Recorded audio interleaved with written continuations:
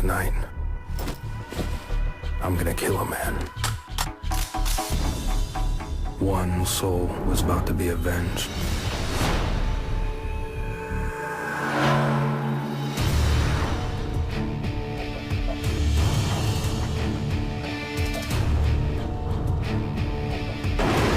How old was the little girl you failed to save? She'd be 16 now. The girl, where is she? So what happens now? I'm looking for someone. It's my son. It isn't just about the people you leave behind. It's about the people you haven't met yet. So the storyteller creates a world for himself. He's king of the castle, has a beautiful princess. Even though his life was absolutely perfect, he had the feeling he should be somewhere else, with someone else. If you believe in something strongly enough, who's to say if it's real or not? The last pieces of the jigsaw were falling into place.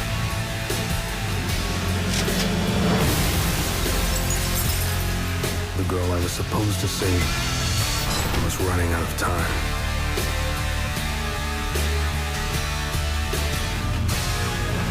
When you're lost, you're willing to believe anything.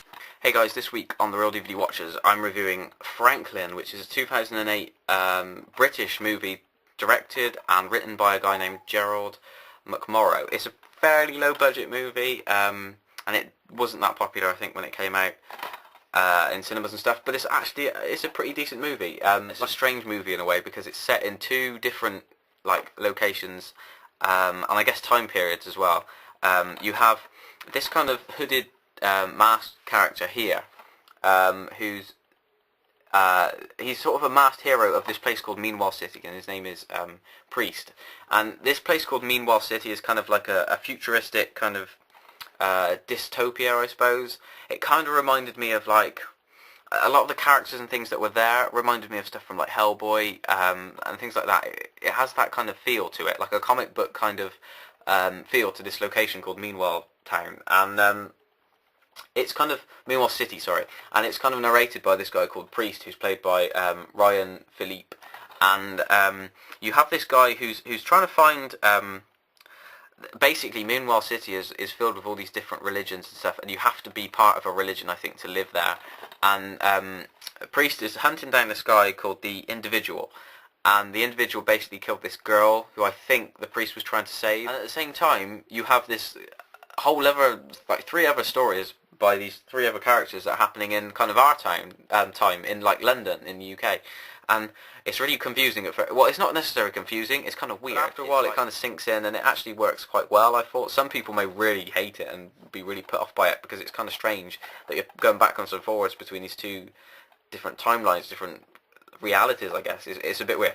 But anyway, in our modern time you have these three characters. One is a guy named Milo who I think he's just broken up with his wife, or he was left at the altar trying to find happiness, and he sees this girl who he used to know when he was a kid, so he's kind of trying to hunt her down.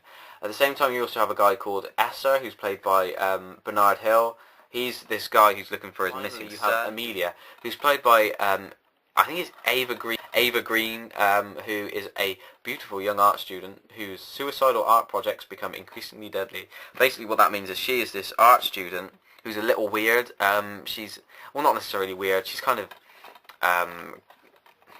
she's doing a very strange art project in which she films herself committing suicide, and she rings up like the ambulance and emergency services and stuff before she overdoses. Well, first of all, you see her overdose on some pills, and just as she dies, the people come in and resuscitate her, and she's filming it. Like I said, it kind of is weird. It's just a strange film. It kind of blends these two worlds together. And the weirdest, well, one of the most interesting things is it's one of those movies that you have to watch very closely, because you'll start to see some of the characters or some of the people that you encounter in the contemporary kind of time bleeding into the other time. So it is very interesting in that way. And it does have a few twists along the way, some of them a lot better than others. And it holds your interest. That's the main thing. It does keep you interested. There's some great scenes of dialogue, action. It's got a kind of mixes of everything. It's been described as a mix of The Matrix crossed with Donnie Darko. Matrix, yeah, I guess I can see why they compare it to Donnie Darko. Obviously, it's not as good as either of those films, but it is interesting. It's unique. It's not something you're going to see that often, I guess. The ending is very flat, though. I was very disappointed with the ending. I thought it was really weak. I felt it was kind of, parts of it I liked, but I felt overall it was kind of a cliched ending, I guess. I'd seen that kind of thing done before, and I wasn't that keen on it. But it was, it was passable. It isn't as good as... I think the movie really gets going midway, when you kind of get over the fact that these two alternative universes, I guess, are going on. You kind of are used to that fact, but the ending just does... It falls flat on its face, I guess. The actors and actresses in it are great. I mean, Ava Green, who I really like. I've never been that sure why people found her that attractive. I never thought she was that great looking, but she is kind of nice. She's got this weird kind of quirkiness to her, I guess, and I quite like her. I think she is quite a talented actress and a very beautiful actress at the same time. And she's got a kind of gothic-y kind of look to her, I guess. But yeah. So would I recommend this movie? Yes. A lot of people are going to hate it. I think a lot of people are just not going to like it at all. You're going to have to be careful with this one, because it's not going to be everyone's thing. It does have its very bad points. It does have a weak ending, like I said. It is confusing at times. It does seem a little strange. It doesn't quite fit together very well. It does feel like these two genres are being like mushed together, and it doesn't quite work in places. But when you get used to that, you can enjoy this movie. It will keep you interested. It's just a shame about the ending. So give this one a go if you like the look of the trailer, but it is a little strange, so just beware.